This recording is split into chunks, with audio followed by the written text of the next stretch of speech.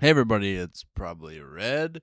Today I am going to be doing a tier list of the level 1 fighters in Cataclysm Arcade. So, this is the first time I've ever used a tier list maker, but we're going to try this out and kind of see how it goes. Um, let's see if we can order those like that. Okay, so let's start by talking about Evie the Fixer. All right, so I think that this is pretty darn strong. It's going to accelerate your attacking.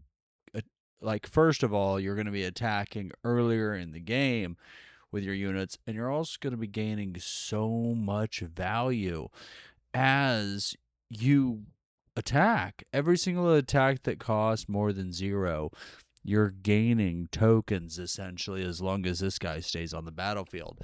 So it's a huge support unit that you really need to reinforce by using enforcers. Your goal is to keep this alive. Even if it comes out later, if you've got an enforcer to keep it alive, you plop this down on level 5 or 6 or whatever, and then you get to attack with all your stuff. If you attack with 3 things, you save 3 tokens, as long as none of them were 0 costs. So this seems amazing. It's kind of a must kill because you're gaining so much value from it. So I would put EV the Fixer cautiously. And it's hard not to put them in S tier. Let's try A tier for now, and we'll see where we go. This is a good opportunity to go ahead and explain each of the tiers. All right, so I mean, it's kind of straightforward. You've seen a tier list before in all likelihood, but I'll explain how I see each tier so that you understand. First of all, this is based on my opinion. And second of all, you can kind of get where I'm gauging each one. So I think S tier is going to be kind of a must include in any deck that can run it. A tier is going to be solid and archetype defining. B tier is going to be it's good enough to be competitive.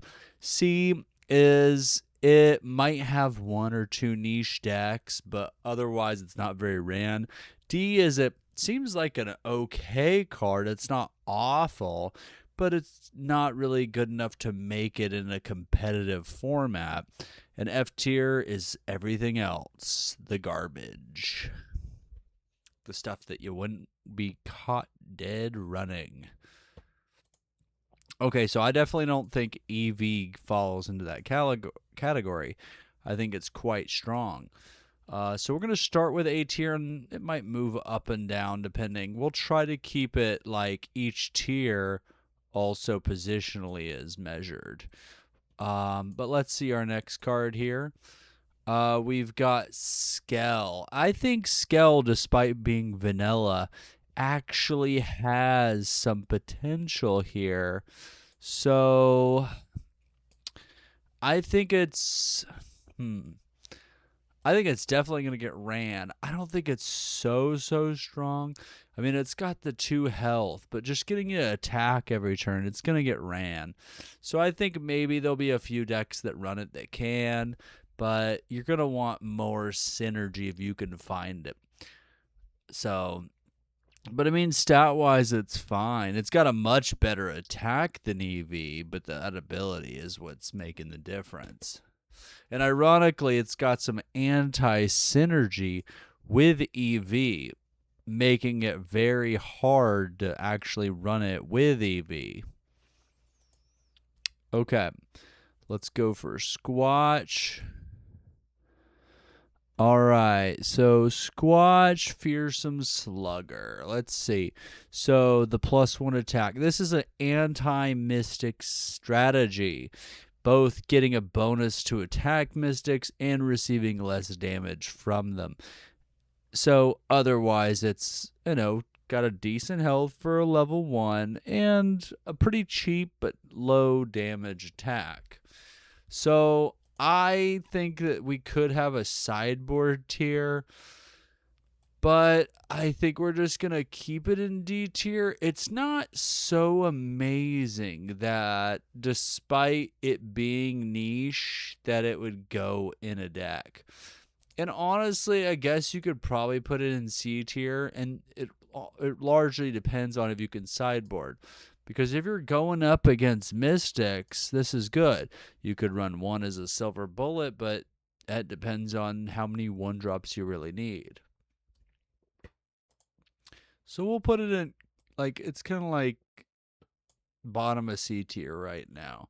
I think Skell's actually good enough to be considered better than Squatch, especially if Squatch isn't getting that bonus from fighting against Mystics. Okay, so now we got Turner Strap Hanger. So similar to the Squatch, but with less health. And if she puts the counter on herself, she gets that bonus against any faction. So, and she can also put it on something to make it a little bit faster that you deal that damage, and that only one target, like your target that gets the +1 attack counter, has to be attacking. So once it attacks, boom shakalaka, you're getting that 1 damage just from playing Turner. So I think it's hard to say it is in a C tier, but with Mystics running, and I know, like I said, that, but you don't get to choose what your opponent runs, but you can choose what you run. So I think it's a little bit higher than Skell. When we'll see if we move it up to B tier. It just depends. Like if B tier is empty, then I guess we'll kind of be moving it up. But we'll see. I think it's just decent. The 2 health holds it back just enough. But I mean, a guaranteed 1 attack cost 2 damage. It seems good. We'll set it here and see where we end up, But pretty solid, especially with the Mystic faction synergies with those +1 attack counters. And this, I'm a little bit biased. This is one of my favorite cards, especially in the level 1s. But Zani, Nobody's Fool. This card is excellent. Okay. Where would I put it though? It's got the block. It's got basically invulnerable because you can't attack it. You, on your own terms, that's when this thing's eliminated. And it can ping in. It just kind of does everything. I think it's good enough to be B tier, and I honestly think it might be better than Turner Strap Hanger. Like, just comparing them, they're almost the same thing, but you're trading that +1 attack counter for a health, can't be attacked and blocked. Yeah, the block ability is really nice, even though you have to pay that token. But yeah, I think Zani's perfectly into B tier. We'll see as we progress, but I'm thinking it's right there. Okay, so now we're moving from the survivors into the shifters. All right, so Clatter, cornered. I really like the I Love New York TV. What do you call a T-shirt? Jeez Louise, that's a TV shirt. What am I talking about? But I really like the I Love New York T-shirt. It's quite cool. But this is a lot of health, and while it doesn't really attack, it can wield weapons extremely well, and that block basically lets you attack in response to something attacking, as long as this takes the damage. So it kind of just has a little ping effect. This thing seems really good. Honestly, I think that Clatter cornered, it's difficult. I think it's better than Zani. It's a better blocker because it's gonna deal that damage back when it blocks. But It can be attacked, but if they choose to attack it, they're receiving damage in return. Yeah, but it has to be to whatever attacked it, so it's a little bit different than Ryle. Ryle's any target. Yeah, I think it's right here for now. We'll see how it plays out, though. All right, Cup Light Pause. All right, so it's a discard synergy and a transform ability. Stats, other than that, terrible. Not a good attack, not good health. I mean, but it's loaded with stuff. Just level 1, just plop it down. They're discarding a card. You're basically gaining card parity with that. You spin a card, they spin a card, then you transform. You're flipping cards and getting a level 1. Yeah. I mean, it depends on what deck you're running, but since we're talking about 1-drops, you could get an EV, you could get, you got your options right here.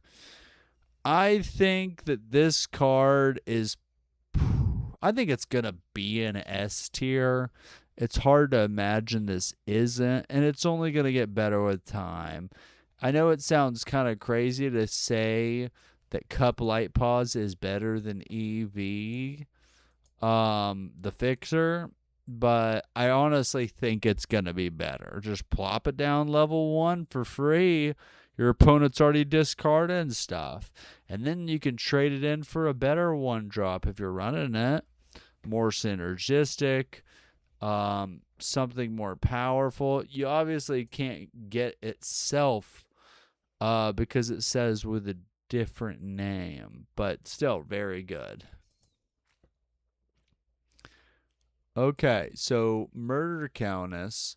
We've got a similar card to Cup Light Pause, not just because it's a catfolk, but because you're eliminating opponents' cards, potentially.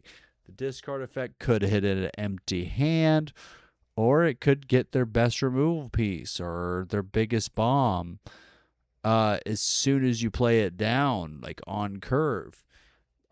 Murder Countess is going to ping 2 different things. Maybe burn a boss, maybe kill off a unit or damage it so it can be killed next turn. This card seems really good. I'm thinking,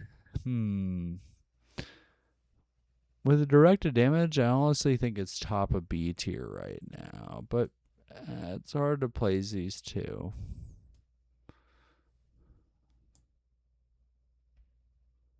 Okay. So, next card. All right, we got Oriana the Cutthroat. So this is going to synergize really well with something that discards your cards, like Cup Light Pause. Yeah, so that's just going to go great with Oriana because it's going to give you like really early game burn. You're just dropping out your hand, you're getting stuff on the board, options to attack with, and then all of a sudden you're dealing damage to your opponent just for doing what you wanted to do anyways. This card's got an okay attack, kind of low damage, but the health is definitely there. That's kind of what you want to see in a 1-drop. 3 health or better. And if you're running a discard synergy deck, then it's decent. I'm going to put it kind of right here, just under Scale. I think Scale's more universal. If we were running like a sideboard thing, I'd throw it in there just in case. Okay, so now moving on with the shifters to the Mystics, we have Eliza Doolittle.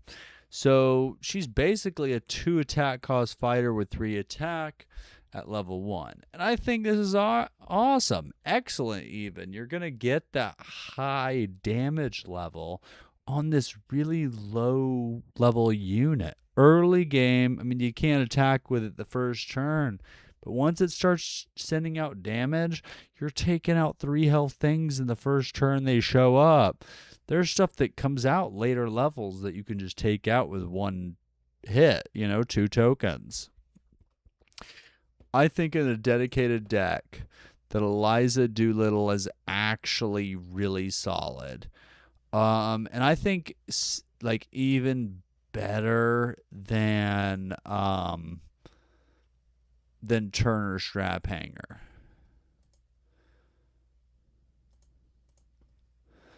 Okay, so let's move on to Shadowcaster. And I mean, Shadowcaster's got that ability to go phantasmal, spending your tokens you could be using attacking, but to improve his own attack and just decimating. You got like a 1 level 3 health, 1 attack cost to deal 2 damage, plus they have to attack it. 3 health isn't much. It doesn't have armor. But I mean, it's going to have to take a hit before your opponent can hit your other stuff. I think it's kind of like a little bit of a toolbox unit. And it's hard to place this. Well, it's not D tier. It's probably somewhere right there. It's hard, but I think it's right here. Maybe here. We're going to place it cautiously here and kind of see how it goes. But I like this card a lot.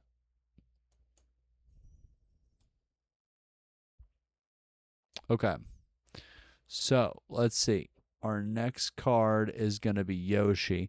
And this is another niche card. This time, instead of going against Mystics, like our good friend here, Squatch, Yoshi is anti-synth.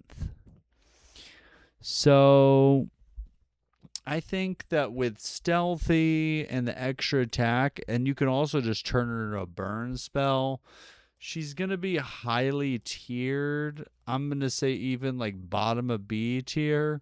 But note that just like Squatch, it's very dependent on what you end up facing. How's it? Oh,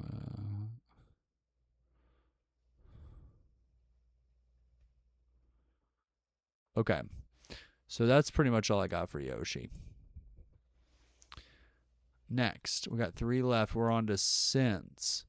So Draver, Terminarch. So this is going to be a attack cost and activate ability reducer of your synths. So of other synths. So this is still going to be like a way to give target synth agility for 2 tokens and tapping Draver, which seems amazing. And I think that this card just seems like a better EV. And for that reason, I'm putting it in the A tier here, just above him. I mean, I know that stuff is faction dependent, but this card is just amazing. I'd probably could put it in S tier easily. It even has a, you know what, I'm putting it in S tier. And in fact, I'm putting it in front of Cup Light Paws. Okay. And our...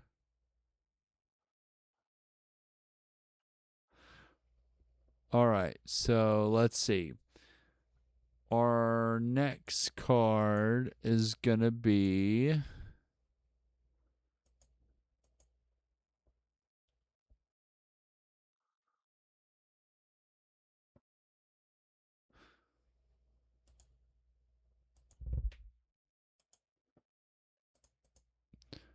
Okay, so we're going to talk about Mana, Soft Speaker.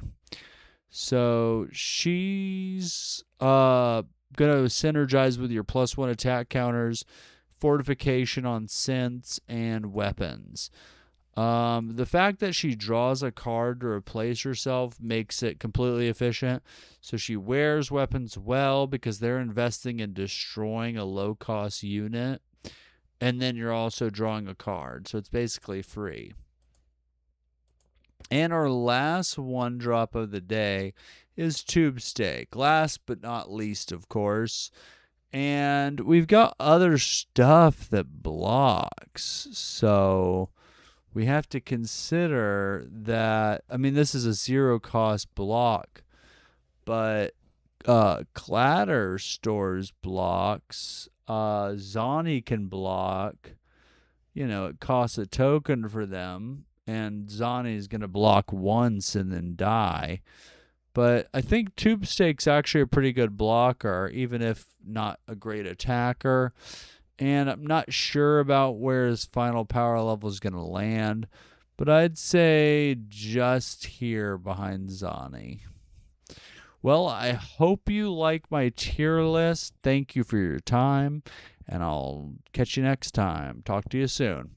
Bye.